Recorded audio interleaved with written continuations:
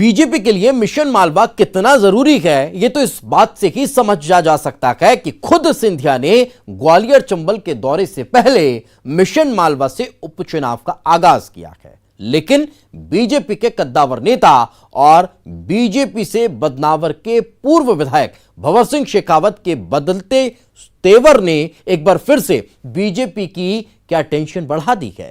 जो कभी कैलाश विजयवर्गीय के खिलाफ मोर्चा खोलते हैं और अब तो कांग्रेसियों ने उनकी बढ़ती नजदीकियां लगता है संगठन के गले की फांस बन गई है।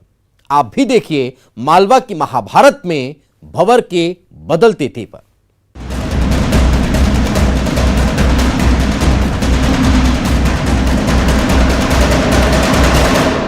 मुलाकात हुई, क्या बात हुई।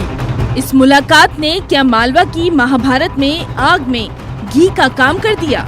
बदनावर से पूर्व विधायक भंवर सिंह शेखावत के तेवर किसी से छुपे नहीं हैं, जिनके बगावती सुर पहले से ही बीजेपी की टेंशन बढ़ा चुके हैं, जो कांग्रेस की मुखालफत नहीं कर रहे बल्कि बीजेपी के राष्ट्रीय अध्यक्ष कैलाश विजयवर्गीय के खिलाफ मोर्चा खोले हुए हैं। पार्टी को बहुत बताया, पार्टी को पता है, पार्टी के सामने चर्चा हुई है। ये चर्चा मैं पार्टी में बता चुका हूँ, संगठन को बता चुका हूँ।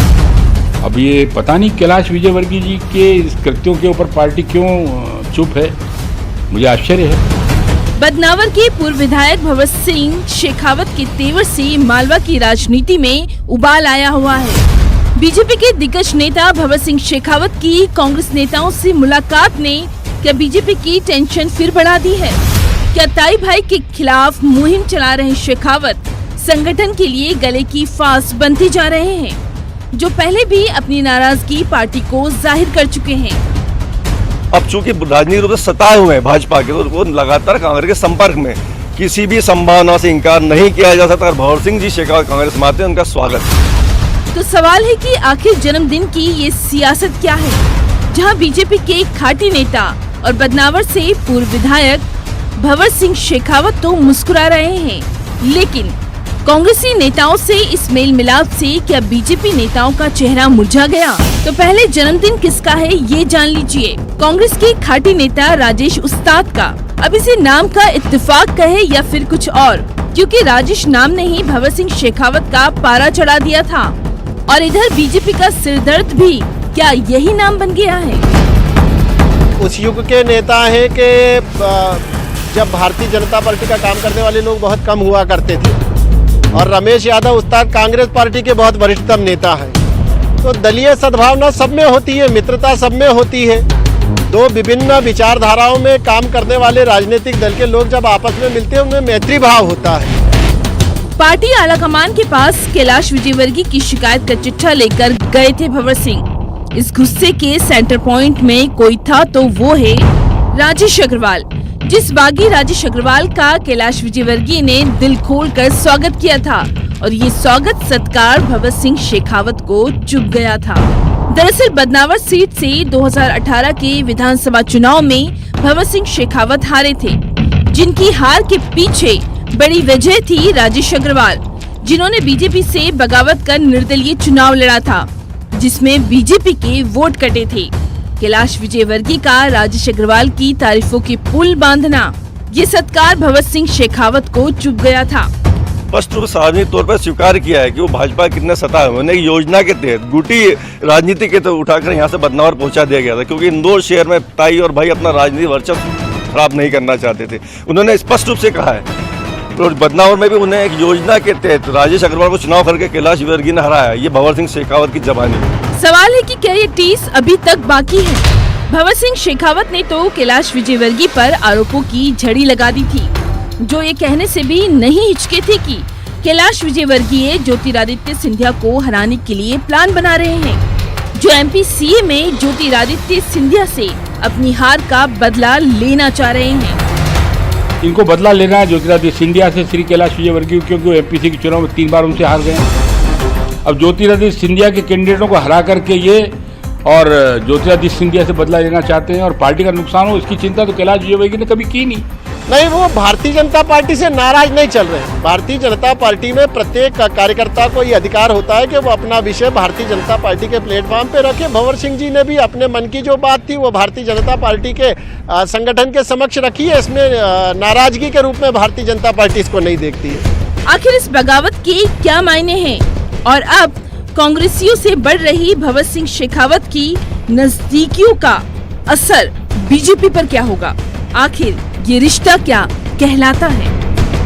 इंदौर से अरुण त्रिवेदी के साथ bureau report, news 18 Madhya Pradesh Chhattisgarh.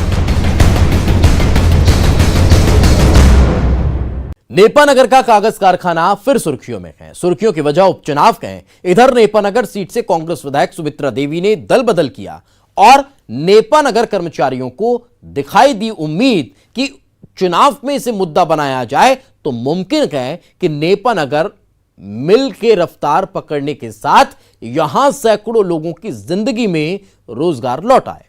बाकी यह तय मानिए कि उपचुनाव में नेपानगर की मिल का मुद्दा सबसे बड़ा है।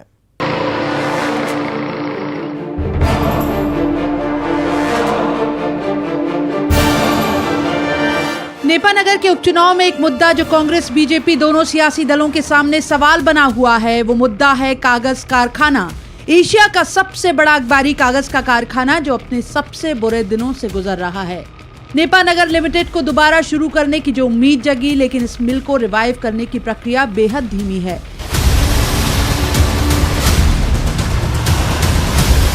नेपानगर मिल को बचाने लंबा आंदोलन कर चुके कर्मचारियों की बदौलत ये मुमकिन हुआ कि सरकार ने 469 करोड़ का अतिरिक्त पैकेज नेपा लिमिटेड के लिए मंजूर किया।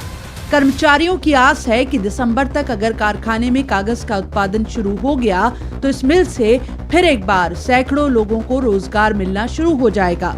तो पैकेज मिला हुआ 469 करोड़ का अभी लेटेस्ट 2018 में, अक्टूबर 2018 में, तो उसमें से हमारे को 469 करोड़ में से मशीन का काम करना है, DIP का काम करना है, ET प्लांट का काम करना है, पावर हाउस का काम करना है, DM प्लांट का काम करना है।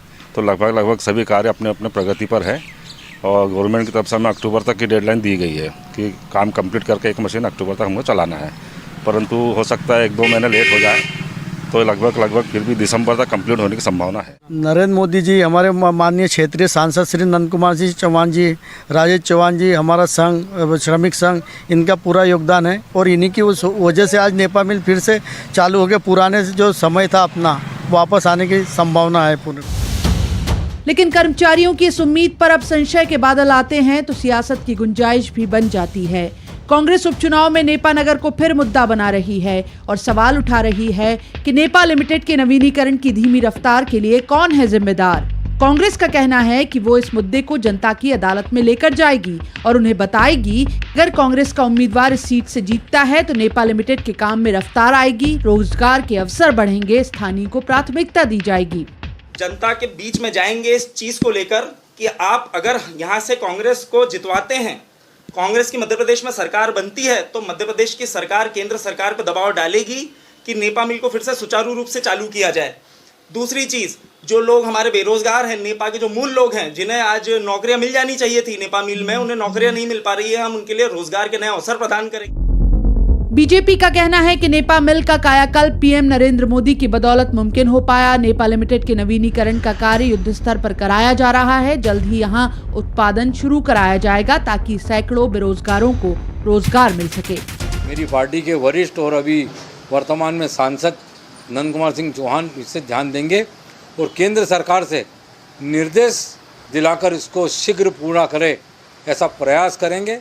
तो तय मानिए कि नेपानगर सीट का रास्ता नेपानगर मिल से होकर ही जाता है। जो नेपानगर मिल को रफ्तार देने का भरोसा दिलाएगा उसे ही सौंपेगी जनता कमान। बाकी उपचुनाव तक नेपानगर की ये मिल सियासत की सुर्खियों में बनी रहेगी। बुरहानपुर से शारिक अख्तर के साथ bureau report, news 18 Madhya Pradesh Chhattisgarh. इसी के साथ हमारी इस खास पेशकश में फिलहाल इतना ही। दीजिए इजाजत, नमस्कार।